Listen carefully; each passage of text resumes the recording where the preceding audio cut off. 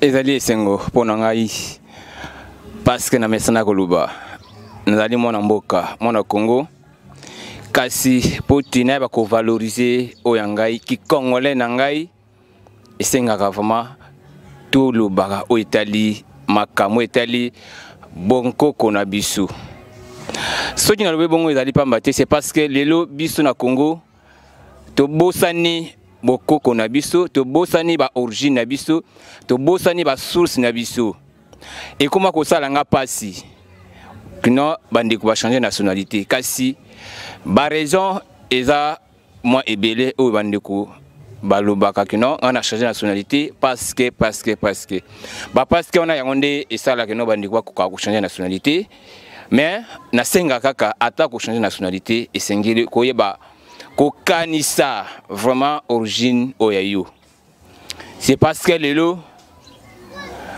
na moment où je crois na mboka na biso actualité ezali élection actualité ezali candidature babuti kolongola ba candidat mususu ba invalider ba candidature na bango c'est parce que balobi bazana origine douteuse ba origine na bango ezoyebana ti na nyoso wana ezali pona kopesa valeur pe ko valoriser oya biso bonkoko wana oya biso ba origine esengeli moto nyoso ayeba origine na ye esengeli moto ayeba auta ki wapi bakoko na ye bazalaki wapi na pesaka exemple na betaka lisolo o ezalaka pamba te lelo na Congo surtout na Afrique na konena musika mingi na Afrique nzamba akeli mukili akabola ite ezali kaka ibale na mabele mais biso bato ya kelinde to kaboli mabele biso bato kaboli ndam ndenge Daniel akeni alobaka keno nzambe tonga kele mukili akabola ite mais biso bato to kaboli mais eteni o biso tozwa grâce ikoma ezande Congo kasi na kata Congo bakoko na biso ba vivaki ndenge nini bazalaki bazana Gombe nzale koti mbise dimne na mai nyame dimne na zamba mingi balobeki no awa biso tokokasi kovanda te tokei balungwe Gombe ndamba tikali mususu bakei bazokotambola se trouver na limité babane kosala contour wana baye ko se trouver kaka na Congo yango bomona ka no soki ozana province moko ozokuta bikolo mibale bayokanaka vraiment comme il faut oazolo banoko mboka na ye opazolo banoko mboka na ye bazoyokana okuta par exemple ndeko na biso bambunda soki oazolo bana kimbunda oazoyokana kiyanzi okokende epa bandeko na biso batetela na bakusu bayokanaka vraiment okende ata na Équateur na Grand Équateur a province nyoso okomona keno kokende ekolo azolo bamunoko wana ezoyokana talatina o émission oyo yabino bonkoko na biso pour tout valoriser bonkoko wana ezali pote ata koza na mboka mopaya ata koza siki wapi esengeli kopesa origine na yo valeur ya kokanisaka ezali pamba te nzambe akeli yo congolais ezali pamba te nzambe abimisio na kati ya mokili oyo ya Afrika kasi apesi yo teni ya mobele Congo talatina ona mesana koloba émission oyo tolinga to valoriser ba origine na biso kasi pote to ba vraiment ko comprendre o etali origine o etali ba valeur ancestrale o etali bonkoko na biso tulukaka oyo ayebi bonkoko tulukaka ba oyo bayebi vraiment makambo etali bonkoko na biso ba o bayebi kino ko valoriser ko garder ko pesa importance na o biso bonkoko yango wana to waki na lombangu pona bino pote to yamba fumu Monangombo oye moko koyeba ko se présenter comme il faut pour tito be makambo etali bonkoko na biso mbote mfumu Monangombo. Merci par journaliste ngai le grand chef coutumier Monangombo ta munzunu mko atangudilemba mwanzo mdinga mwana wangani watsumbwe mwanga pe wa mgonga kambanja bilindu pe putu mabaka tsambwa bakatingenza mafika makonda lutalu bobula ngomi kikuteka kota mutitadi mwela mbombi ngandwa ya luka masenga mwana ngani wa modi kwa mangalu wakasa mteko la modi kwa mangalu wakasa mwana ngani wa mabaka tsambwa bakatingeza mafika konda lutalu mtekulu wa modi kwa mangalu wakasa mwana kasya kunga kongongo ditata tukakokola bana babuka ipangu buka makanda mabatu tala kuzulu kuleti tambu tata tumsichako bisichako hodi ya kuyanga yanga mwana tam zibina mwana mbeli mbeli ka kwenda ka fwa tam yalo fwa mkoi so mkoi di sudia tekesa la potutululu donc nazali na kata province ya kwangu na kata territoire Kenge na kati ya secteur Musamba pe na kati ya groupement Mabaka oto bengi Mabaka tsambu ya onde naza ko sasa. Merci beaucoup va journaliste. Ok, merci Baimboka, je crois bolandi ndenge fumu mwanangomo a se présenter apesi oyaye origine kasi fumu mwanangomo oto eliawa ezali poti batu bako kavuma koyeba bonko kona biso émission auto valorisaka tolinga kabatu ayeba vraiment origine na bango mutuna liboso totuni toingi en tant que chef coutumier muto yebi bonkoko toza besoin o expliquer na batu origine ya mutu ezali nini. Merci beaucoup pour journaliste. Origine ya mutu uti na bonzambe. Je crois même bokoko tolobaka origine yango ezali bonzambe. Nzambe azali koko wa yambo. Tolobaka je crois même batu ya Bible babandeli biso na kati ya Genèse mais biso tokendaka musika.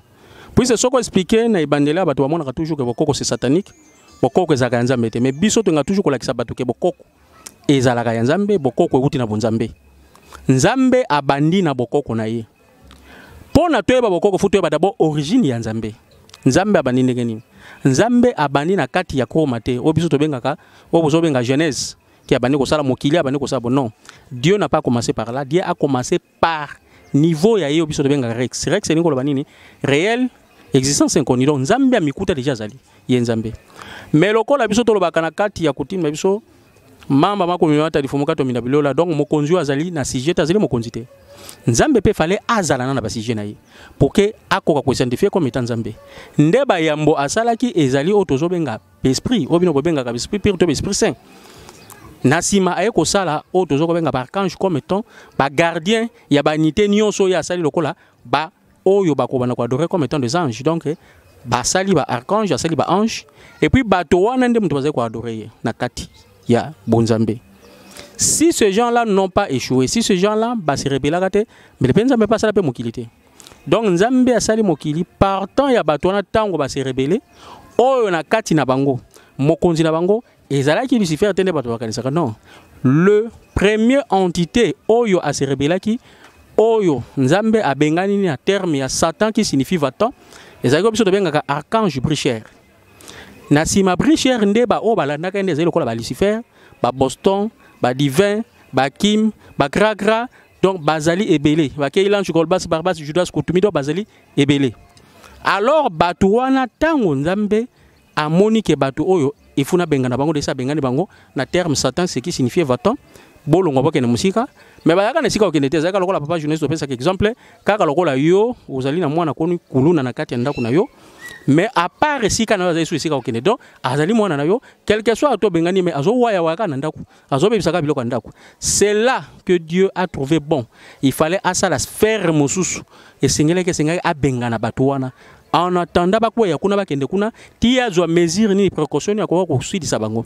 C'est là Nzambe azui les kanisa kokela mokili nde sikoyo Genèse bandi Nzambe akeli mokili nde to kaka il lutte un soir il lutte matin ngolo banini dans tout ce qu'il a créé. Il n'y a pas de jour sans nuit, ni le visible sans l'invisible, ni l'irrationnel sans l'irrationnel, ni la matière sans le métaphysique, ni la réalité sans le monde des rêves. C'est ça le principe. Alors, partant de cela, tant que ça, aïe kotia na kata basfe donc tant que quatre puissances, quatre forces fondamentaux, donc atali na espace union so na kati ya mai. Nzambe pa kela ba entité obino bobenga ka ba mami wata.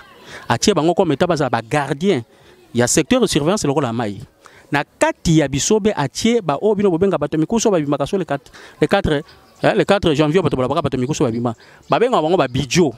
Atie bango na kati bisobe akamati na kati ya zamande atie bisimbi na kati ya mokili nde bakulu nde bazaka. Donc ils sont comme étant l'expression du fait sacré. Wana moto kuta salamina noté. Ndena si matango Nzamba disposer biloko na nyuso asilisi ndaye kokelanga yo donc akeli siko moto oyo azali na 3 dimensions oyo azali l'esprit na l'âme et le corps.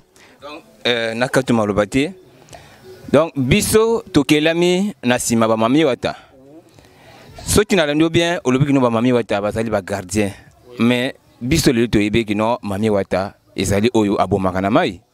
Bon wana ezali appréhension oyo bato tellement bayebi maîtrise te bayebi makambo te yango nde bazwi appréhension wana ezaka lokola lelo papa zamba ezali na balion zamba ezali na baléopard mais nzambe mutu asala lion nzambe mutu asala léopard soki yo osabize kokende ko troubler na pense na pese exemple nourriture au lion esengeli alia nourriture au léopard esengeli alia je crois otika yo te akoboma mais nzambe mutu asala ke asali pour que ye pas vivaka le mami sont les entités gardiens au bakengela kamai bazali ba entité lokola ba bijo bazali pe ba entité o bazako kengela bisobe lokola pe bisimbi bazali ba entité bazali ko kengela bazamba lokola pe bakulu sont les entités aussi oyo mabelo tozali ko nyatangana yo bango nde bakengela kango bato wana nde tango biso tokelami comme étant bateau ya 3 dimensions puisque bango bazali na 2 dimensions.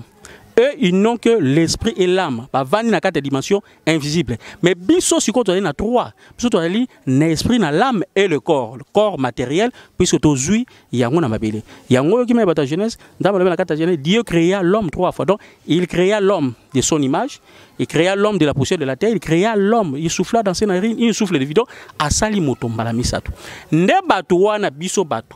O to kelebe na kata mokili, to zui influence ya oyo ezalaka émanation ya bisimbi oyo déjà toye kokuta na kati ya mai yango mona lokola ke batu ya mai lokola bandeko nanga bana mongo bazwi mingi balingini mingi mbisi bavandaka mingi na ba mai donc culture na bango bango bazwi ezali mingi ya bilima oyo ya mai wana c'est ainsi bazobenga ngo mingi bana mongo donc bato moko bazwi ba culture moko oyo ezali kuna okomona balingi mbisi ya mai mingi balingi bo ba o pe bavandi pe mingi na bisobe bazwi pe mingi culture wana ba o pe azamba bazwi pe donc influence même ba kombo tozaka nango ba valeur culturelle o lelo tozobenga valeur culturelle. Tout ce qu'on a comme conception et outils nabatouana sont eux qui ont influencé notre culture et notre civilisation. C'est ainsi et bien influence na bango na biso et comme monoko et comme comportement et comme notre façon de voir, notre façon de dire et comme habitude. C'est ça qu'on a appelé la coutume.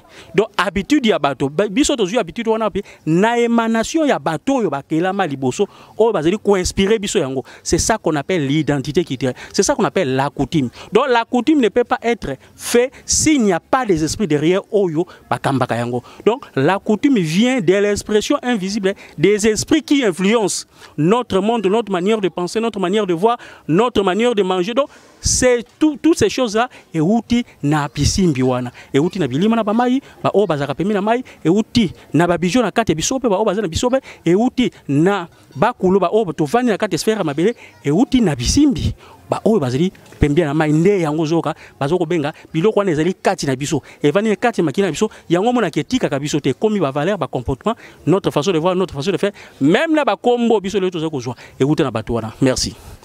Ok, Fumu Wanangombo.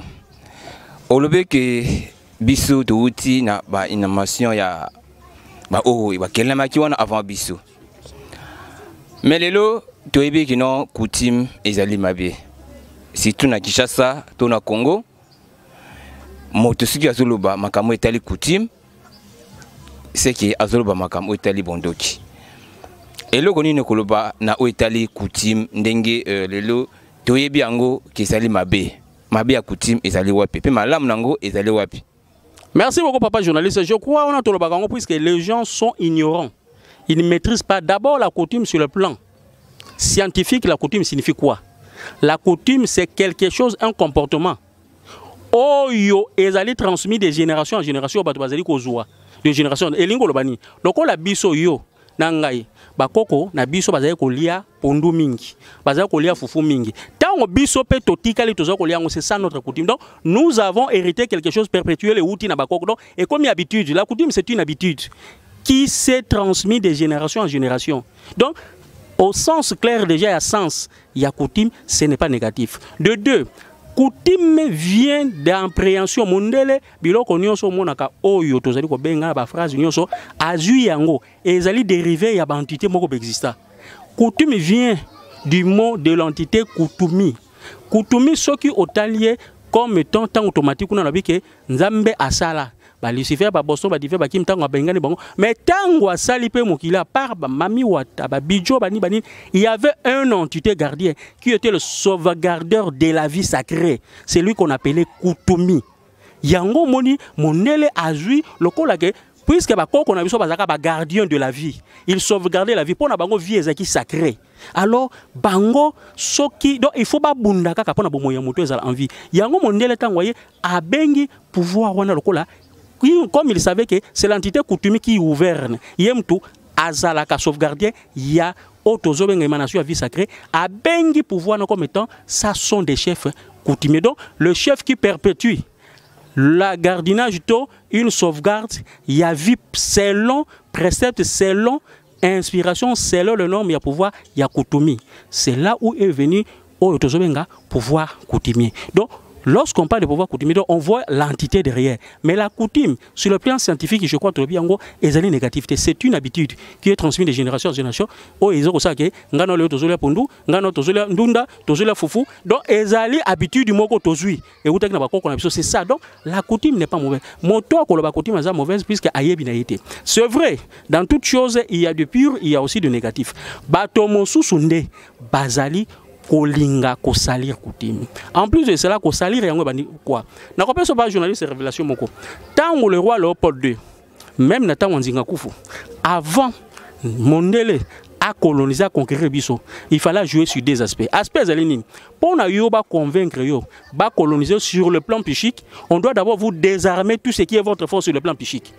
Biso sur le plan psychique, to zaka na force na biso zaka nini, ezaka notre coutume là, notre conception de voir, notre conception de penser, notre conception de sauvegarde de la puissance. Alors Mondela monaka, je crois discours du roi Léopold II, même aloba yango, abi vous partez en Afrique, bokei na ba Congo na ba Afrique on a bokei ko lakisa batou na bonzambete.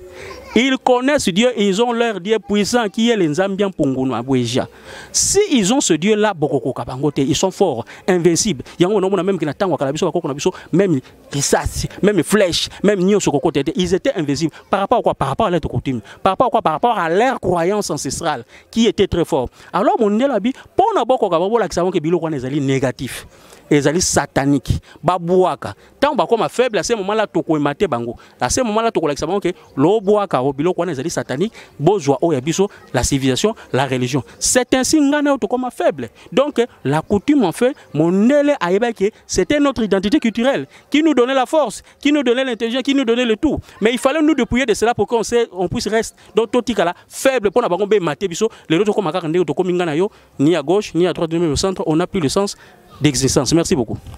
Ok, mais na ici kawana ndengo lobe ki no biso coutume na biso yaki makasi ezaki vraiment na puissance moko boye.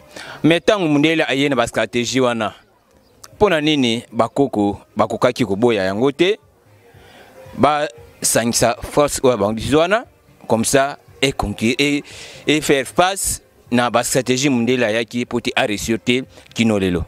Merci beaucoup, papa journaliste. Je crois que l'homme blanc a utilisé tous les aspects. Et c'est tout le monde. Oh, il y a pour anéantir expression, anéantir bateau. Donc, c'était un combat. Dans le combat, dans tous les aspects.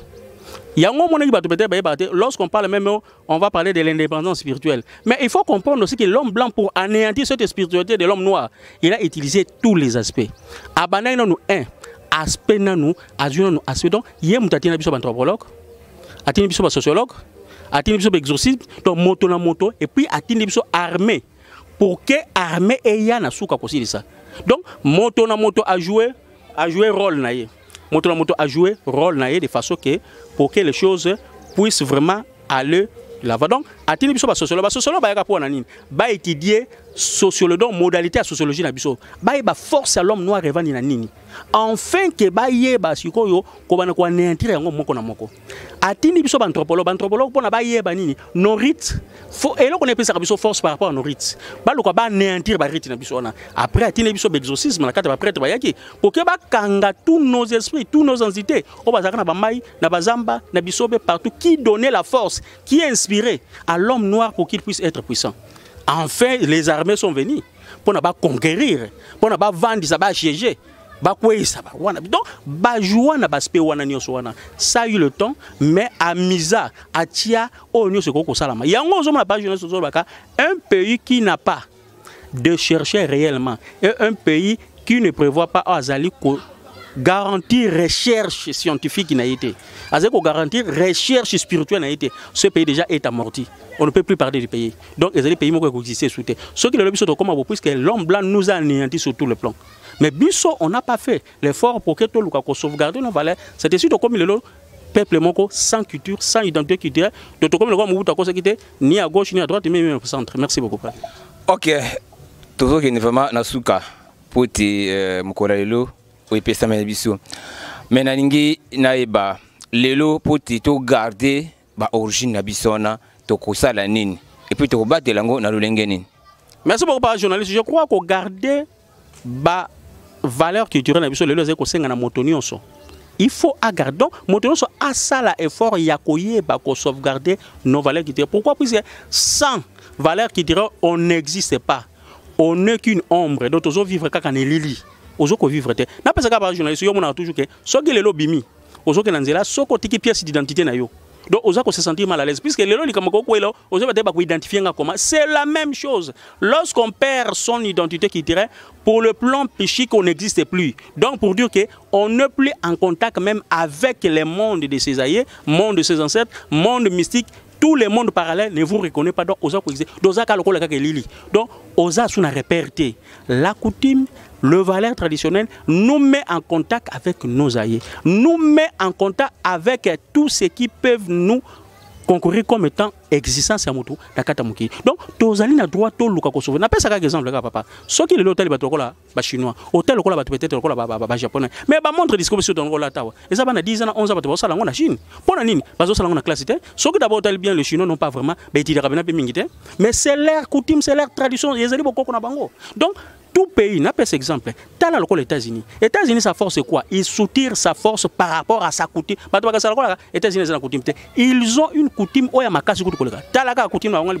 Un Américain a koufata awa. Papa va disposer d'un bon oignon pour que c'est ça leur coutume. Donc ils connaissent le valeur des morts. Contrairement à nous ici, qu'on ne connaît rien. Donc, biso amorti on ne connaît, donc on n'a plus le sens d'exister, on n'a plus la coutume. Coutume, mais elle est ça valeur pour notre matin. Donc, les lots, toko ko ba français nyos, toko ko tia ba accord nyos, toko ko loba ba dialogue nyos. Mais lorsqu'on n'a pris pas en compte, to luka ko sauvegarder, comme Mobutu à son temps disait, recours à l'authenticité. Ce qui to luki to zongisa, oh ya biso ba valeur culturelle te, to zongisa chéni créateur na biso. Noir ou bungate donc pour dire que on n'a rien petoko sala et l'autre comment toujours vivre comme étant un peuple ombre donc toujours vivre quand il est il y a pas journaliste n'a peut-être profiter il y a un moment que nazali ko lancer même ngai avec l'expérience que je na aligné na lancer même oh nazali ko benga lokola une sorte peut-être il y a moi papier moko peut-être votre benga lokola peut-être lokola neti moi papier moko réflexion autre ko boit que la politicien aujourd'hui on a des élections. Mais voyez-moi, peut-être avec le député provincial, il y a 19 200 candidats. Na Kati national, 15 262 candidats. Na Kati Awa, la présidentielle, ils étaient au nombre de 25. Bien qu'on a, peut-être 19. Mais dites-moi, là où on doit chercher 711, je crois, sièges sur le provincial, 500 sièges pour le national, siège pour le présidentiel, mais t'as là bas nombre na nyoswana. Mais les gens, qu'est-ce qu'ils vont miser? Motona moto pour na aluka akoma akoluka motona moto akoluka peut-être à miser à ça la recours il y a force moko oh peut-être yé sengeli à ça la pas comme. Mais pourtant nous on pas comme mais peut-être pourquoi pour c'est pas yebina nyango te pas comme. Ba koluka ni ba kena na loge, ba kena ndenge ba saka ba sacrifice, ba sacrifier ba accident ba to ba kufa ka ça, mais fait de compte peut pas jouer pétam sous oh peut pas l'occuper. Or dans notre on se traité dans notre coutume il y a le tout et sengeli moto yeba le tout était prévu. Ce qui moto okani ozwa bokonzi, ce qui moto kani ozwa un mandat politique. Il faut d'abord est-ce que toi-même tu étais né sous les signes astrologiques même zodiaque yakozala un homme populaire pour être un homme politique. Donc on ne devient pas dans le mystique na kati en se traité même dans le mystique on est chef, on ne vient pas chef. Donc il faut déjà il faut oser déjà prédessiner un chef avant de le lever. Mais ceux qui ont quelqu'un par improvisation, il y a peut-être des 19 000, 15 000. Est-ce que tous ont vraiment demandé leur conscience comme Socrate disait, l'homme connaît toi-même. Est-ce que réellement un signe astrologique je suis un homme populaire, un homme politique pour que la politique puisse m'obéir. Tant il va s'improviser. Alors l'improvisation, à Koluka toujours, à Kenokosimba par-ci par-là, à Kota Loge, à Salabo, à sacrifier Basi, à sacrifier Bana, à sacrifier Banangani. Alors tout cela, pour quel intérêt? À Kokom appelle qu'on appelle parfois. Donc à Salier Lokomodo, au contraire, il part fauché. L'homme doit savoir qu'on n'est pas une nouvelle créature sur Terre. Motoya kaka ko accomplir mission mo ko sala songolo pakala. Toya kaka ko réparer notre brouillon passé. Oyo salama. Donc oyo na kati réincarnation to zakana o etikala biso yango ndeta ko remplir. Donc l'homme doit penser à tout cela. Yango, je crois, tango toko meka ko chambela peut-être yani nous allons peut-être lancer moi réflexion moi papier peut-être ko sillonner pour na ko pesa bato pour na réfléchir. Cette fois-ci on ne veut plus de ces politiciens là au brokende na kati na baloge pour na boluka ko sacrifier bato inutilement. Demande-vous d'abord, cherche à comprendre sur le plan ancestral na kati boko na yo, le tout a été orienté, le tout a été indiqué. Pour na moto oyeba, si je vais briguer peut-être un mandat politique que je dois faire, interroge, venons, on va vous aider, et tant qu'expert compétent en la matière, on va vous aider pour qu'on puisse d'abord interroger, évaluer, consulter votre état psychique, savoir réellement est-ce que vous étiez prédestiné à être un homme populaire par rapport à vos signes, par rapport à vos dates de naissance, par rapport à tout ce que vous faites. Ce que vous allez yangote, Luka peut-être ou accompagner votre monsieur, peut-être que Luka ko brisquer batu, ko sacrifier batu inutilement pour arriver ne loko moko peut-être comme nangote au contraire ko se faucher sous pour rien. Merci papa journaliste, je crois sur question monsieur Zali. OK, merci Bayimboka. Je crois peut-être prochainement tukoya pour tout développer ba sujet mususu oyo sengi toko kafuma kotala wetali bonko kona bisu kasi yasuka natiki iyo otala kamera oyo bisana batu oyo ba bosana origine na bango na 1 minute apamba basala nini pour te ba retrouver origine na bango. Merci papa pour na bato ba bosana origine na bango. Moi je na koyebisa bango na bike bogafa makasi. Donc sache que lorsque vous avez oublié votre origine, vous n'existez pas. Donc, quel que soit, tu as pantalon, tu as manette, tu as tout, monitou, tu circules, carrosse, sache-le sur le plan mystique, tu n'existes pas, tu n'es qu'une ombre.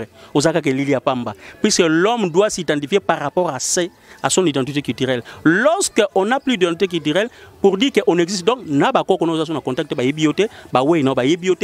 le monde parallèle ne vous reconnaît pas, donc, vous vivre car l'ombre, les cas, ce qui est tu n'as plus. Ozana repère te ozana nité tozonga moto na moto aloka azongi saboko konaye. Je crois si les Chinois sont forts, c'est par rapport à leur ancestralité. Si les Américains sont forts, c'est par rapport à leur identité. Bota la kana pesi un exemple de bota na $1 américain batia sokotali okomona ke eloko liboso batia pyramide l'histoire bakamata aigle asimanini et puis bakomi na c'est l'ordre du monde nouveau en Dieu nous croyons. Donc le tout est là. On vous dit s'il n'y a pas l'œil dans le pyramide, l'issue ya banzambe ezalité, l'issue ya bakoko ezalité, bokonzumoko et kokende musikate. Yope motopo kokende pe musikate. Donc okosuka kana nini pour dire que bakoko ezali utile.